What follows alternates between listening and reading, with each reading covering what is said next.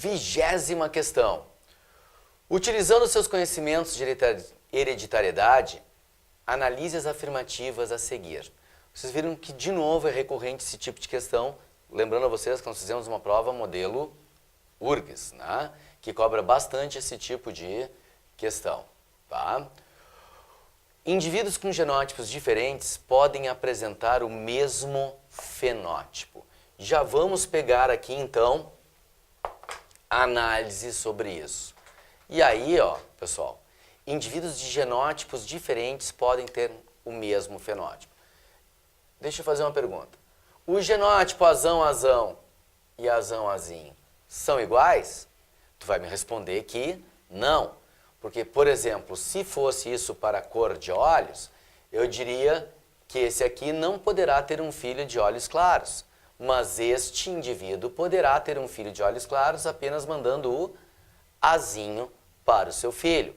Então são genótipos diferentes. Mas ambos teriam aqui olhos escuros, porque teria o gene dominante dizendo para olhos escuros. Estou usando, vocês sabem que cor de olhos é uma herança poligênica. Estou fazendo uma simplificação para a gente entender a situação, tá? Se não quiserem cor de olhos, pode usar ser destro, canhoto. Esse aqui não poderia ter filhos canhotos, esse aqui poderia ter um filho canhoto tranquilamente, tá? Agora, todos os dois aqui seriam destros. No caso da cor dos olhos que eu usei, todos teriam olhos escuros, tá, pessoal? Então, eu tenho genótipos diferentes, mas os dois apresentam o mesmo fenótipo. Está correta a afirmativa 1, tá? O fenótipo é o conjunto de genes de um indivíduo. Não, pessoal, isso é o chamado genótipo. A palavra já diz genótipo, gen. Genótipo é o conjunto de genes, tá? Fenótipos são as características. É alto, é baixo, é gordinho, é magrinho, lábios grossos, lábios finos, lobo da orelha solto, preso, dobra ou não dobra a língua. Que não serve para nada isso, embora seja genética, não serve para nada. Só serve para professor de biologia usar em aula de biologia, saber quem dobra e quem não dobra a língua. Não faz a mínima diferença dobrar ou não, tá? Escreve com a mão direita, com a mão esquerda, é alto, é baixo. As características ali. Lembrando que fenótipo ainda existe uma ação do meio. Mesmo nós temos dois indivíduos com genótipos absolutamente iguais, que tu conhece com o nome de gêmeo univitelino, sempre se tu convive com eles, tu consegues reconhecer quando é um, quando é outro. Quem é o Zé, quem é o João. Tu sabe ver quem é um e quem é outro. Por quê? Porque vão existir pequenas diferenças no fenótipo devido à ação do meio. Teu próprio fenótipo pode ter mudado. Tinha um cabelo com cachinhos, eles pesaram. Ou tinha um cabelo que teoricamente era lisinho, chegou lá pelos 9 anos e encrespou de vez, tá? São coisas que acontecem. A ação do meio é tudo que acontece com o teu corpo. Produção hormonal, nutrientes, tudo que está acontecendo com o teu corpo vão envolver essa genética. Então a afirmativa 2 está errada. O termo correto aqui seria genótipo e não fenótipo. Polimeria é um tipo de herança condicionada por ação aditiva de vários genes para formar um único fenótipo. Isto, pessoal, é uma definição, tá? Então não há muito o que eu explicar porque é a definição de polimeria, poligenia ou também chamada de herança quantitativa. Os genes eles têm uma ação cumulativa, nós vamos ter mais de um par de genes determinando uma mesma característica e a ação acumulativa deles, a soma da ação desses genes, é que vai determinar a característica. Ou seja, quanto mais genes recessivos o indivíduo tiver para tal característica, ele será de um jeito. Quanto mais genes dominantes, de outro. Vamos dar exemplos. Altura. O indivíduo todo recessivo será um bem baixinho. A cada gene dominante que o indivíduo vai recebendo, a sua altura vai aumentando um pouquinho. Então vamos criar um exemplo. Um indivíduo que tem 3 pares de genes para altura, Azinho, Azinho, Bezinho, Bezinho, Cezinho, Cezinho, ele vai ter 1,60 m. Tá? Mas a cada gene dominante que tiver, ele aumenta em 5 centímetros, por exemplo. Então, por exemplo, que é assim, ó. Azão, Azinho, Azinho, Bezinho, Bezinho, Cezinho, Cezinho. Ele vai ter 1,65 m. Um que for Azinho, azinho, bezão, bezinho, cezinho, cezinho, os mesmos 1,65 m. Ele tem um gene dominante. Cada gene dominante, a estatura dele vai aumentando um pouquinho. A cor dos olhos. A cada gene dominante, o olho vai alterando a sua cor. Aumentando a produção de melanina, alterando os tons de azul, depois para castanho, depois para olhos pretos, que é um castanho muito escuro. Tá? Então, pessoal, tem várias características que são assim. Cor da pele, a mesma coisa. Então, citando algumas, isso aqui, pessoal, é a definição. Estou te explicando o que é uma herança quantitativa. Epistasia é quando um gene inibe a ação de seu alelo. Não, pessoal, isso é dominância. O indivíduo que predomina sobre o seu alelo é a dominância. Tá? Epistasia é quando um gene inibe a ação de um outro par de genes, teoricamente nada a ver com eles. Vou dar um exemplo humano, albinismo. O albino, ele tem a cor dos olhos extremamente clara, um azul muito claro que não suporta a luz. A pele dele é extremamente clara, porque não tem nada de melanina ali, muitas vezes tomando uma tonalidade avermelhada em função do que? Do ver a circulação do sangue por baixo da epiderme, né? Ali. E cabelos claros, extremamente claros, aquele loiro branco, né? Ali, função, inclusive até os cílios, né? São assim. Então, pessoal, o que tem? Ele tem um gene que diz, não produz melanina. E isso afeta a manifestação dos outros genes que precisam da melanina para funcionar. Os genes determinam, tenho que produzir tanto de melanina para os olhos serem escuros, mas como eu tenho um gene que diz aqui não produz melanina, esse gene não vai funcionar, então ele está inibindo a ação do outro. Tá? O mesmo acontece com cor de flores, de bulbos. Tá? Isso nós temos todo um sistema de alteração, que é chamado de epistasia. Ok, pessoal? Tranquilo até aqui? Nós já resolvemos 20 questões, como a gente viu então, estava correta a letra 1, a afirmativa 1 e a afirmativa 3. Então, dando como resposta para nós, 1 e 3. Tá? Eu recomendo a vocês que querem fazer um vestibular como o da URGS, que sempre peguem esse tipo de questão para resolver como forma de estudo, porque tu tem que ter certeza de tudo, te faz buscar mais, né, do conteúdo. Ou questões de verdadeiro ou falso que tenham muitos itens que tu não consiga eliminar. Aquela questão que eu fiz antes, que eliminou de forma rápida, sabendo que o ovo é centro-leste, tá? Ela é ótima para tu fazer a prova, mas para estudo, tu acaba tomando atalhos e não estudando o conteúdo como deveria. Para estudar o conteúdo, essas são as melhores. Para fazer a prova, é melhor começar para aquelas que tu precisa de menos para dar uma acalmada. Tá? Questão 21, mais uma de genética. Né? No polihibridismo, considera-se o estudo de vários genes com segregação independente ao mesmo tempo. Sendo miopia, fenilcetonúria e albinismos são genes autossômicos recessivos. Qual a possibilidade de um casal tri-híbrido? Então vamos lá, ó pessoal, casal tri-híbrido. Então eu estou dizendo que o indivíduo é azão, azinho, bezão, bezinho, cezão, cezinho. Lembrem que híbrido é o mesmo para nós do que o heterozigoto, tá? Tri-híbrido. Se é o casal, ambos serão assim. Qual a possibilidade deste casal, tá, ter um menino com as 3 características recessivas? Que já está dizendo no texto que miopia, fenilcetonúria e albinismo são genes recessivos. Eu quero os 3 recessivos. Pessoal, se eu for fazer um quadro como este aqui, aqui dão 8 gametas possíveis. Aqui dão 8 gametas possíveis. Vai ser um quadro de 64 possibilidades. É um quadro grande para tu fazer quando tu está executando uma prova, tá? Então, se tu te sente seguro fazendo isso, ok, é o jeito que tu gosta de fazer, é o jeito que tu se sente melhor, então tu deve sempre optar pelo aquilo que tu te sente melhor. Mas ele não é o mais prático nessa situação.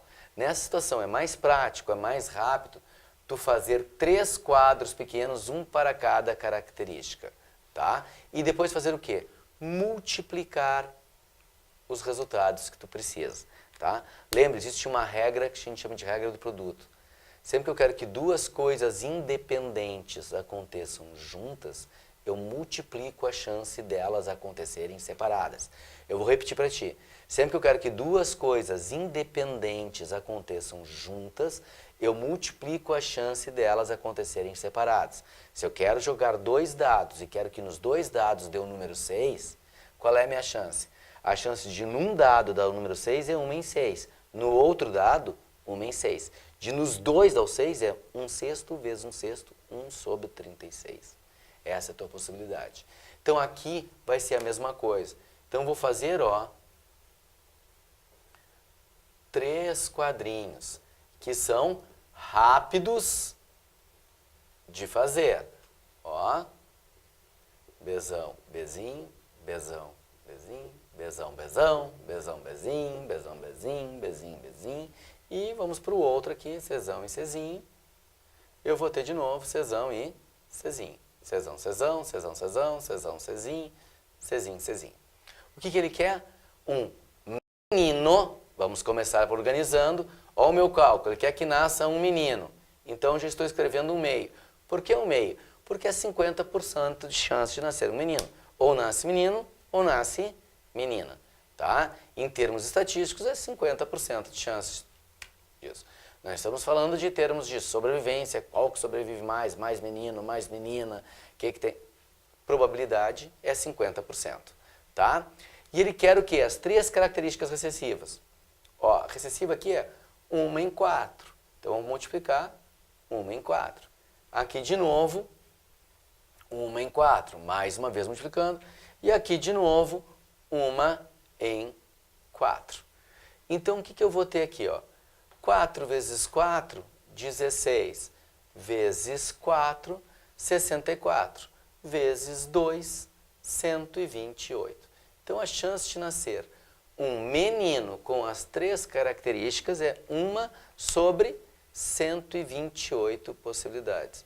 Ah, mas, Sor, tu tinha falado que o quadro dava 64 probabilidades. Sim, o quadro dá as 64, é 1 sobre 64. Como eu acrescentei o fator de ser menino, eu vou ter que multiplicar 1/2 ao resultado do quadro, que vai me dar 1 sobre 128, que é essa a nossa resposta. Ficou claro, pessoal? Assim é muito mais fácil, sempre que tiverem características que são independentes, tu pode fazer por quadros separados tranquilamente e multiplicá-los, tá? Lembrando a vocês que isso é muito bom para a gente usar quando a pergunta é sobre fenótipo. Se fossem os diferentes tipos de genótipos, aí aqui seria trabalhoso, porque eu teria que fazer várias multiplicações e existiria o risco de tu esquecer uma delas. Então, quando a pergunta é sobre fenótipo, ou seja, sobre as características recessivas, ou sobre as características dominantes, tu poderia fazer. Se eu tivesse uma outra situação, eu queria que tivesse todas dominantes, ao invés de 1/4, 1/4, 1/4, aqui eu escreveria 3/4, 3/4, 3/4. Daria no mesmo, tá, pessoal? Claro que o resultado seria diferente, mas é a mesma forma de fazer. Ok, pessoal? Vamos então para a nossa próxima questão, tá? Questão número 22, assim. Um dos grandes problemas de um mergulhador é o aumento da pressão conforme mergulha. Uma das estruturas mais afetadas pela alta pressão, é o ouvido. Para que não haja rompimento do tímpano, é necessário usar uma técnica denominada manobra de Valsalva. Essa manobra depende do funcionamento do... Bom, pessoal, isso é uma questão pura e simplesmente de fisiologia, tá? Ou anatomia humana, como tu preferires também, tá? Tu saber o conhecimento de como é a estrutura do nosso ouvido. Fugindo um pouco às perguntas normais sobre a audição, quem decodifica o som, o que o tímpano faz, qual é a estrutura. Aqui ele está perguntando uma estrutura que normalmente não é perguntada em prova, mas muito importante. Você sabe que quando a gente está mergulhando, a cada 10 metros, a pressão aumenta em 1 atmosfera, porque eu tenho a pressão exercida pelo volume de água mais a pressão exercida pelo próprio ar, né? Então aumenta em 1 atmosfera. E isso vai fazendo com que teu corpo comece a se sentir pressionado. A cavidade, a quantidade de ar interna vai sendo reduzida pela pressão. Isso cria uma sucção. O teu tímpano ele começa a entortar para dentro, vai começar a dar uma dor aguda. A princípio fica abafadinho e depois melhora. O que é essa manobra de Valsalva? A manobra de Valsalva consiste em tu apertar a ponta do teu nariz e pressionar levemente o ar para sair pelo nariz. Porém, como tu está pressionando as saídas, o ar não sairá pelo nariz. Ele vai ter que pegar uma rota alternativa, tá? E essa rota alternativa é a tuba auditiva, a antiga trompa de Eustáquio. E esse ar indo para lá, ele coloca mais ar nas cavidades ali, equilibrando a pressão, fazendo com que aquele tímpano que estava torcido, ele volte à posição normal, cessando a dor. Inclusive, a gente sempre diz para tu aplicar essa técnica antes de sentir a dor. Sentiu meio abafadinho, já compensa, para não deixar sentir a dor no ouvido. E aí tu vai. Tem pessoas que têm dificuldade, obstrução, em função dos seios da face, estão sempre com sinusites, rinites, acrescenta uma quantidade de muco que dificulta esse processo de equilíbrio. Por isso sentem mais dor e muitas vezes acabam não conseguindo mergulhar. E por isso que a questão coloca ali, né, que uma das estruturas mais afetadas é o ouvido, tá? Por isso que máscaras de mergulho, pessoal, não é só a lentezinha aqui, ela tem lugar para o nariz para tu poder apertar e ir. E a segundo, porque a pressão aumentando também aumentaria sobre a tua face. Então, o nariz estando dentro da máscara, eu posso botar ar dentro da máscara também para equilibrar a pressão na máscara. Então, tudo é feito, é produzido de acordo com o conforto para ti. E o conforto dos nossos ouvidos, ele está sempre na pressão adequada do ambiente. E por isso, quando a pressão altera, nós sentimos o nosso ouvido. Tu vai para um avião, subiu a serra, mergulhando. No caso do mergulho aqui, tu vai ter um aumento muito maior de pressão, tá? Então, assim que sentiu alguma coisa, pinça o nariz, colocando o ar pela tuba auditiva que vai compensar o nariz. Essa tuba auditiva vai fazer então a comunicação nariz, ouvido e boca. Por isso que é comum também, quando tem uma dor de garganta, às vezes dá uma infecção de ouvido, né? Tu tem uma forma de comunicação entre eles, tá? Se o teu tímpano romper, tu vai ficar muito tonto, muita dor debaixo d'água, muito perigoso. Por isso que existe a técnica, tá? Só para lembrar vocês aqui, pessoal, o foramen oval é uma estrutura que comunica a parte interna com a tuba auditiva. O estribo é um dos ossículos que o tímpano vai mexer. A cóclea é a transformadora do elemento sonoro, ou seja, da onda mecânica em onda elétrica, tá? O vestíbulo é a parte interna onde tem os canais semicirculares. Ok, pessoal? Então, para a gente ter todos os funcionamentos, todas as estruturas. Nossa resposta, portanto, tuba auditiva, tá? Estamos na antepenúltima questão, tá? Devido a uma malformação, algumas pessoas têm uma comunicação entre os átrios cardíacos, chamada de foramen oval patente, que permite a comunicação entre o sangue arterial e sangue venoso. Normalmente, esses tipos de sangue não se misturam. Assim, um indivíduo com anatomia cardíaca, com circulação normais, cardíaca e circulação normais, tem. Tá? Ou seja, estou usando um probleminha que muitas pessoas, muitas pessoas têm isso e não sabem que tem. O sangue sai do átrio direito para o esquerdo, do esquerdo para o direito, fica tendo um fluxo, misturando. Muitas pessoas não têm sintomas nenhum, outras têm um cansaço, tá? Existe um percentual bem grande de pessoas que têm isso. Eu, por exemplo, tive que fechar. Graças a Deus, a medicina avança numa velocidade incrível. Antigamente, tu tinha que abrir o peito da pessoa aqui, abrir o coração, costurar o pontinho ali onde tinha o buraquinho e depois fechar tudo. Hoje é feito pela virilha, né? tu coloca um cateter que vai até lá e aí tu coloca uma prótesezinha chamada Amplatzer que fecha essa aberturinha, tá? Então, é uma barbada, né, pessoal? É muito fácil, tá? Termos, né? Muito fácil. Mas aqui a pergunta não é sobre a doença, e sim como é o coração normal de um indivíduo e a sua circulação. Então vamos alternativa por alternativa, porque essa aqui a gente tem que ver o que as alternativas estão dizendo.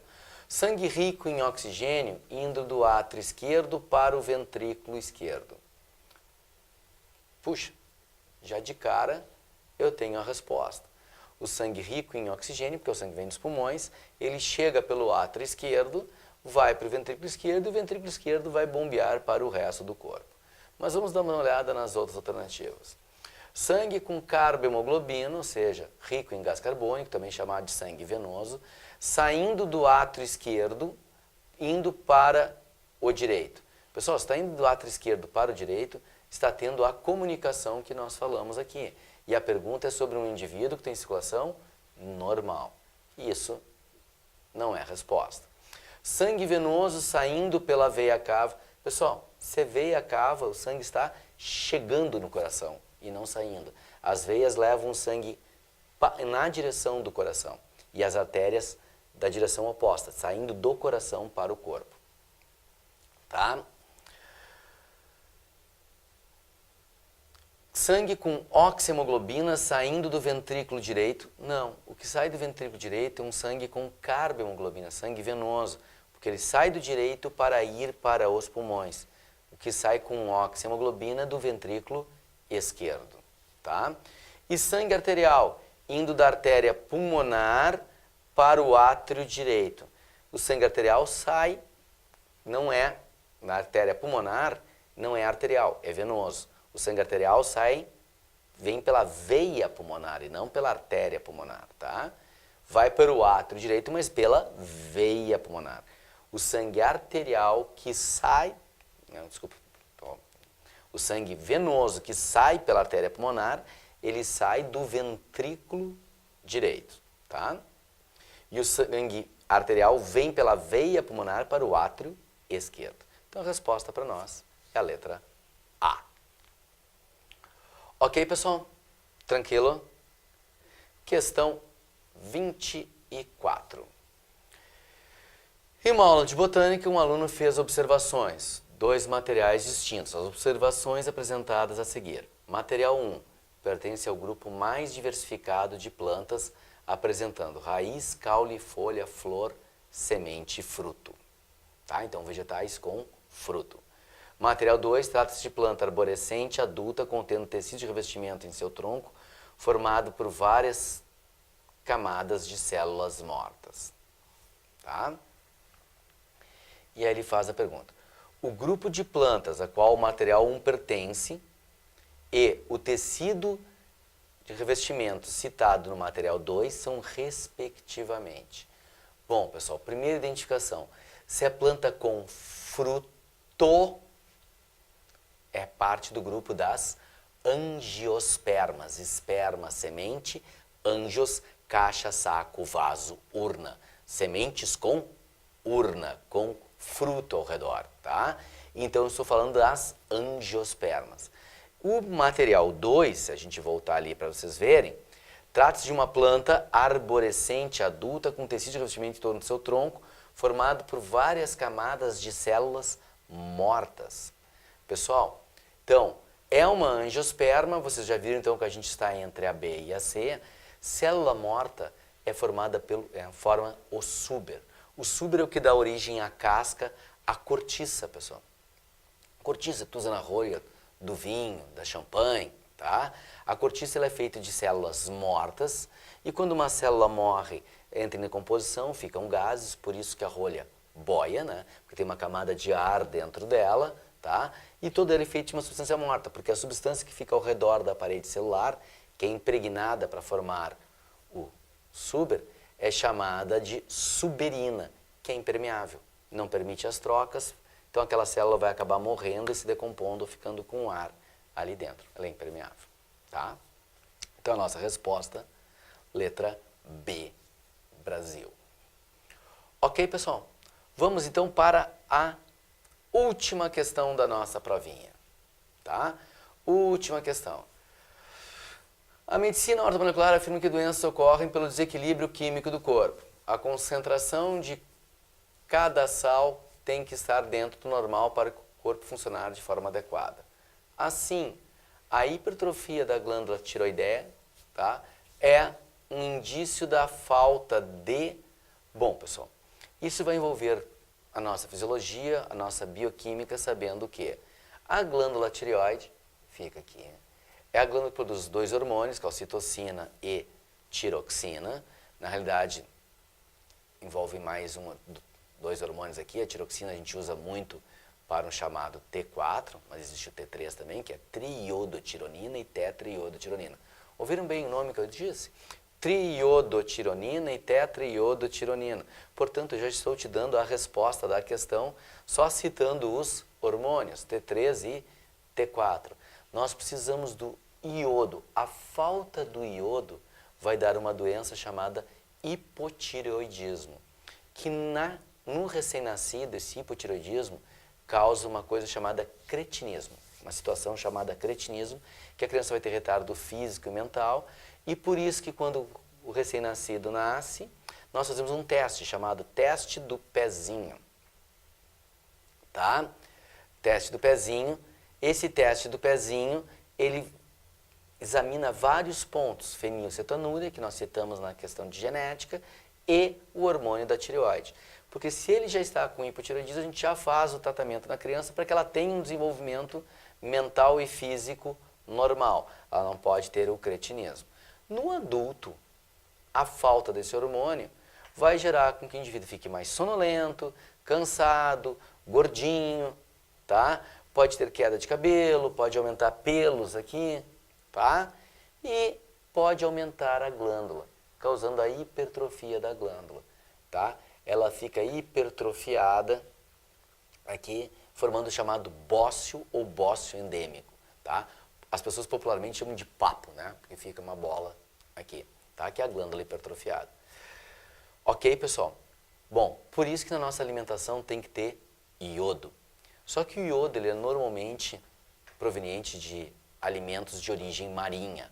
E muita gente não come alimentos de origem marinha, tá? E dependendo de onde vive, é mais difícil. Se tu mora junto da praia, é mais fácil tu comer um peixinho. Agora tu mora bem para o interior, para um sertão, é mais difícil ter um alimento de origem marinha. Então o que se faz? O nosso sal de cozinha, ele é iodado, iodizado e iodatado. Ou seja, é acrescentado iodo ao nosso sal para que tu consiga absorver a quantidade necessária de iodo para que essa glândula funcione de forma adequada, tá? E sal vai em tudo, né? Tu põe sal na comida, tu põe sal na salada, né? Ali, né? Tu põe sal em doce, é comum ter em doce que tu coloca uma pitada de sal, então a gente acaba indo, tá? Inclusive tem vários estudos, alguns até querendo diminuir a taxa de iodo do sal, porque as pessoas estão utilizando sal demais na cozinha, né? Então, por exemplo, a gente faz batata frita e não põe salzinho na batata, põe a batata no sal, né? Porque é tão salgada, né? Tão salgada que parece que ela botou a batata dentro do sal, tá? Então, tem vários estudos, mas eu tenho que ter a quantidade de iodo necessária. Aliás, já vou fazer um parênteses aqui, importante saber. Existe uma diferença entre tu te alimentar e tu te nutrir. Se tu ingerir alimentos, tu está te alimentando. Mas nem sempre os alimentos que tu pegou durante o dia, eles dão todos os nutrientes necessários para o teu corpo. Então, nós temos que ter uma alimentação que tenha todos os nutrientes. Não precisa ser em cada refeição todos os nutrientes. Mas ao longo do dia, tu tens que de alguma forma adquirir todos os nutrientes necessários para o teu corpo estar equilibrado e funcionando bem. Tá? E estando equilibrado e funcionando bem, tu vai conseguir melhor aprender tudo que te passam, né? Em termos de conhecimento, em termos de cultura, raciocinar de forma adequada sobre uma prova e tu vai ter um desempenho muito melhor cognitivo e físico, porque o teu corpo está equilibrado. Tá? Essa ideia é importante. Então aí já fica uma dica para a prova também, é tu te alimentar de forma adequada para que tu tenha as condições todas de resolver as provas, uma provinha como essa, tá? Algumas questões diretas, algumas nem tanto, tá? Mas só para vocês terem uma ideia, provas são assim. Vocês nunca terão prova só com questões fáceis. Se for só questão fácil, essa prova não mede nada. Se for só difícil, também não mede muita coisa. Tá? Uma prova adequada, ela tem que ter questões fáceis, médias e difíceis. Sendo o maior corpo, como no caso dessa aqui, feita com questões médias. Tu tem que ter algum conhecimento, algum nível de raciocínio e não só o uso direto. Aqui nós tínhamos alguns de uso direto, outras com raciocínio e outras com conhecimento muito mais específico, que seria a questão, né, classificada para nós como difícil. Número reduzido de 1, fáceis menos e o maior corpo dentro das questões médias. Isso é que uma prova bem feita tem que ser feita, né? E é como acontece com a prova da URGS, por exemplo, para vocês, tá? Pessoal, um abraço, tudo de bom. Qualquer coisa, estamos aqui no Universitário à disposição de vocês. Tchau!